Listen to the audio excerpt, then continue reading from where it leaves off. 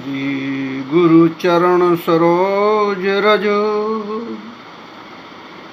निज मन मुकुर सुधारि बरनहुँ रघुवर विमल यशु जो दायक फल चारु। बुद्धिहीन तन जानिके सुमिरो पवन कुमार। बल बुद्धि विद्या देहु मोहि हरहु कलेश विकार। तुलसी कृत रामायण कथा कहूँ अनुसार। आसन लीजे पवन सुत आसन लीजे परम हित। ब्राजिय पवन कुमार। राम कथा के रसिक तुम भक्त राज मत धीर। आय सुआसन करहु प्रभु तेज पुंज महावीर। अक्षर अर्थ न जानिहो नहीं कछु भजन उपाय। रामचरित्र कछु वर्णहो श्री गुरु हो सहाय।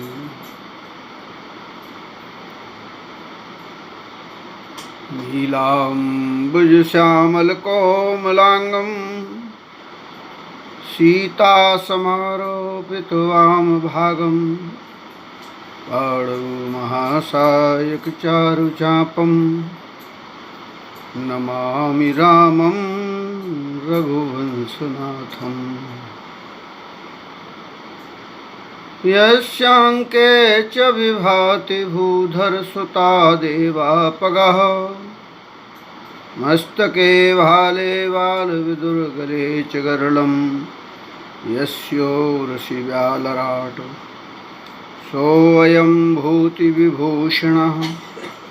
सुरवरः सर्वाधिपा सर्वदा सर्वा सर्वगता शिवा शशिनिभा। श्रीशंकरः पातु माम्। मनोजवं मारुततुल्यवेगं जितेन्द्रियं बुद्धिमतां वरिष्ठं। वातात्मजं वानरयूथमुख्यं श्रीरामदूतं शरणं प्रपद्ये। गुरुर्ब्रह्मा गुरुर्विष्णु गुरुर्देवो महेश्वरः। गुरुः साक्षात् परं ब्रह्म तस्मै श्री गुरुवे नमः। अखण्डमण्डलाकारं व्याप्तं येन चराचरं तत्पदं दर्शितं येन तस्मै श्री गुरुवे नमः। शान्ताकारं भुजगशयनं पद्मनाभं सुरेशं। विश्वाधारं गगनसदृशं मेघवर्णं शुभांगं।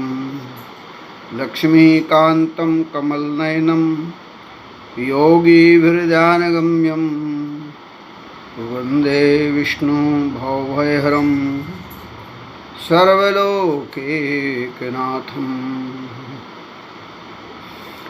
सच्चिदानन्दरूपाय विश्वोत्पत्त्यादिहेतवे तापत्रयविनाशाय श्रीकृष्णाय वयं नमः। परात्पर परमात्मा की बड़ी कृपा कि भगवान के जो अद्भुत चरित्र हैं, भगवान की जो अद्भुत लीलाएं हैं, भगवान ने जो अपने भक्तों की रक्षा के लिए, धर्म की स्थापना के लिए अनेक कष्टों को सहकर के भी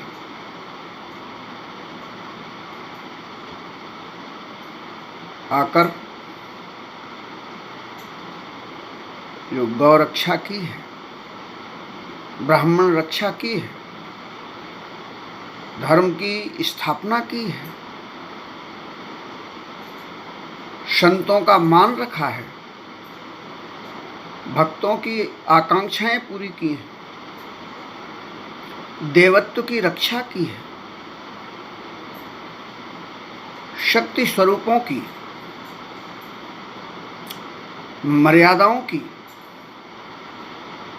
पुनर्स्थापना की है, अनंत गुण निधान और ब्रह्म तत्व स्वरूप परात्पर परमात्मा निर्गुण निराकार भक्तों के हित सगुण साकार स्वरूप में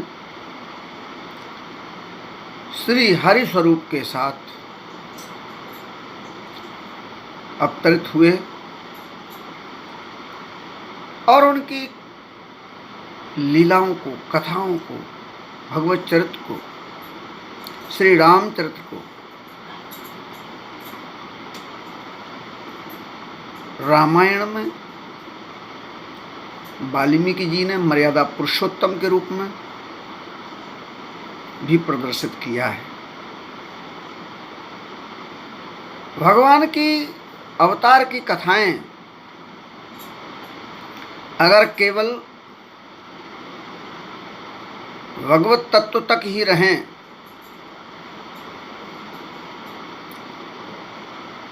तो ये सर्वमान्यता की संभावना है कि सर्वशक्तिमानता के आचरण, उनकी दिव्यता, उनकी शक्तिमानता को देखकर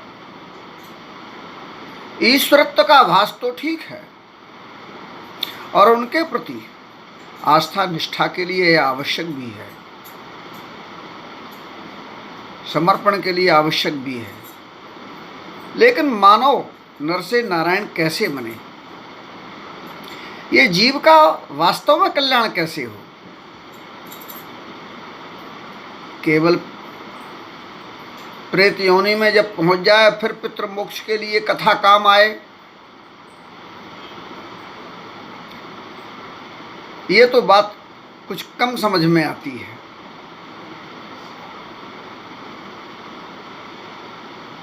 बल्कि भगवान का ऐसा चरित्र, अवतारों का ऐसा चरित्र, ऐसी कथा, ऐसी लीला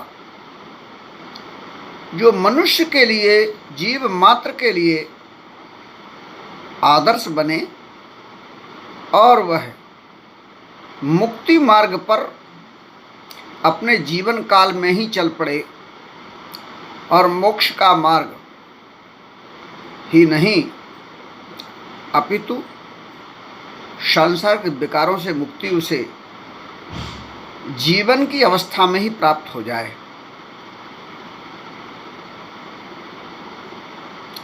ऐसा चरित्र श्री राम का है। परात्पर प्रभु श्री राम का चरित्र है। इसलिए राम की लीलाओं का, राम के चरित्र की अनंतता का कारण ही है कि उसमें डुबकी लगाने का लाभ सभी को मिल सकता है। भगवान की दिव्यता में सामान्य जीव का पहुंचना कठिन है, लेकिन भगवान श्री राम का चरित्र ऐसा है जैसे मानो आपका ही चरित्र हो रहा है। यह जीव मात्र को समझ में आएगा, ऐसा जीव मात्र को दिखेगा, तब उस अनंतता का अंग हर कोई भी है। इसलिए भगवान श्री राम के चरित्र को रामायण शतकोटि अपार, एकमात्र ऐसा अवतार, एकमात्र ऐसे प्रभु की प्रभुता, एकमात्र एक ऐसे भगवत तत्व का दर्शन, एक ऐसे अवतार की लीला, दिव्यता, शक्ति पुंजता कि जिसमें ज्ञानी से ज्ञानी भी डुबकी लगाता रहे, भक्त आनंद का लाभ लेते रहें और सामान्य जनजीवन भी भगवत चरित्र में सुख प्राप्त करके अपने जीवन को सुधारे। जब दूसरे आकर जीवन सुधारते हैं तब वह परावलंबी जीवन की दिशा और दूसरों पर आधारित कर्म की धारणा बनती है। उसमें स्वैच्छिकता नहीं रहती है। लेकिन भगवान श्री राम का ऐसा चरित्र है, परमात्मा की ऐसी लीला है श्री राम की कि जिसे आप स्वयं अपने जीवन में, अपने आचरण में, अपने चरित्र में, अपने चरित्र के निर्माण में, अपने जीवन की दिव्यता को देने के लिए, अपने अंतः अवस्था की शक्ति पुंजता को जानने, बढ़ाने और समझने के लिए धर्म, अर्थ, काम और मोक्ष फल प्राप्ति के लिए उसमें सहभागिता कर सकते हैं। यह प्रभु का एकमात्र यही एक अवतार भगवान श्री राम का है। इसीलिए केवल एक पुराण श्री राम जी के चरित्र का नहीं लिखा गया, एक पुराण की सीमा में उसे नहीं बांधा गया, बल्कि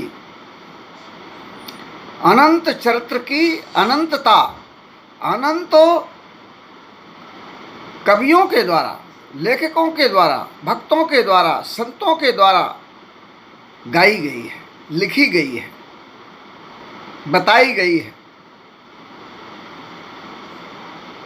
उसी प्रभु चरित्र को संत तुलसीदास जी ने भी भगवान शिव की कृपा से, भगवत चरित्र में शिव जी की प्रेरणा से, उनके हृदय मान सरोवर से उद्भूत श्री रामचरितमानस का अद्भुत ग्रंथ श्री रामचरितमानस, वह राम का स्वरूप है, धर्म का स्वरूप है, आदर्श का स्वरूप है, दिव्यता और पुण्यता का संग्रह है, जीवन आचरण की आत्मकथा है। जीवन आचरण के लिए लोक साहित्य नहीं, लोक संहिता है। पारलौकिक दिव्यता, आध्यात्मिकता, धर्म, संस्कृति और सभ्यता का समन्वय का हर इकाई के लिए जीवन से मृत्यु, मोक्ष तक का शुभ मार्ग, सद्गति का मार्ग, सभी कामनाओं की पूर्ति का पुरुषार्थी मार्ग, बड़ा निश्चल,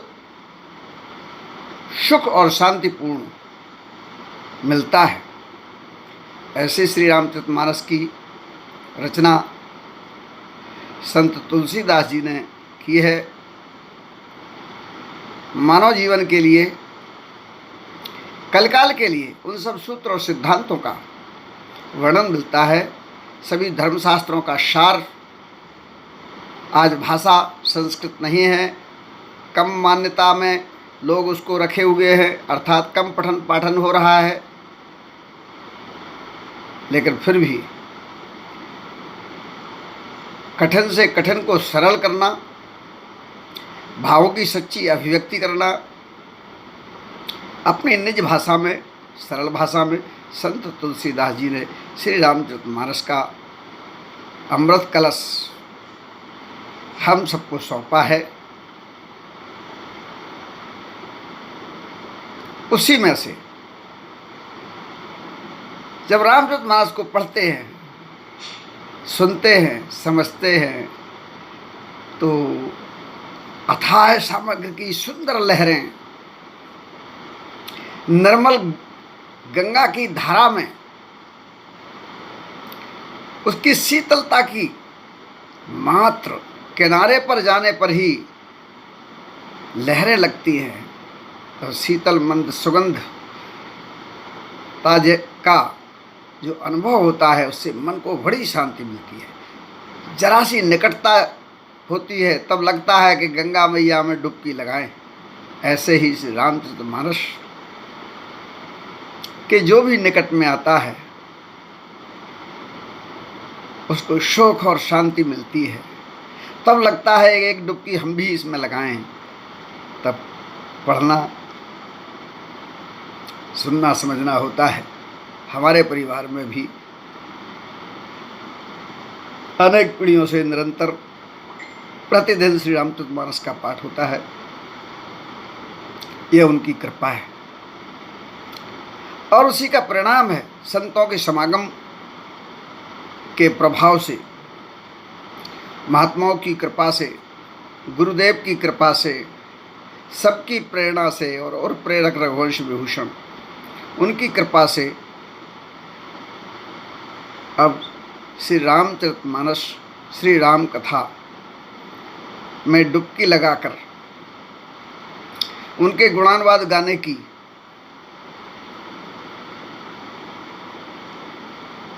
तरफ ये मन आकृष्ट होकर के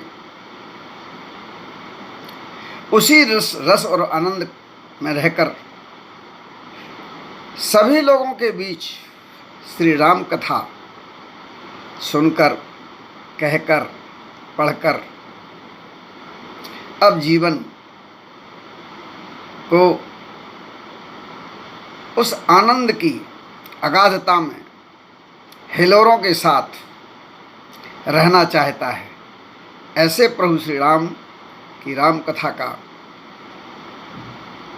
वर्णन करने का आप लोगों ने इस कोरोना के बीच भी मुझसे जो आग्रह किया कि आप अकेले बैठ करके ही दो शब्द सुनाएंगे, तो आपकी ज्ञान और भक्ति का, आपके जीवन के अनुभवों का लाभ हमें मिलेगा। मैंने उनसे कहा कि यह लाभ नहीं, ये तो तुम भगवत प्रेरणा दे रहे हो, ये लाभ तो तुम्हें बाद में मिलेगा, सबसे पहले तो मुझे मिलेगा। मेरे हृदय में, मेरे मन में, मेरे बुद्धि में, मेरे विचारों में, मेरे चित्त में वह भगवत लीला पहले उतरेगी और फिर जब हम उसके आनंद में निमग्न होंगे तब वाणी के माध्यम से आप तक वह निकल पाएगी। इसलिए आपने जो हृदय में विराजे भगवान श्री राम कण कण में, रोम रोम में विराजमान हैं, उनके अनंत गणों की तरफ हमको प्रेरित किया है। मैं साधुवाद देता हूँ, सभी को शुभकामनाएं देता हूँ कि हम अवश्य आप तक श्री राम कथा के माध्यम से जुड़े रहेंगे और आप हमसे जुड़े रहेंगे। निश्चित रूप से ये कल्याण का मार्ग, ये मंगल मार्ग हम और आपके लिए, इस जीवन की सार्थकता के लिए श्रेष्ठ है।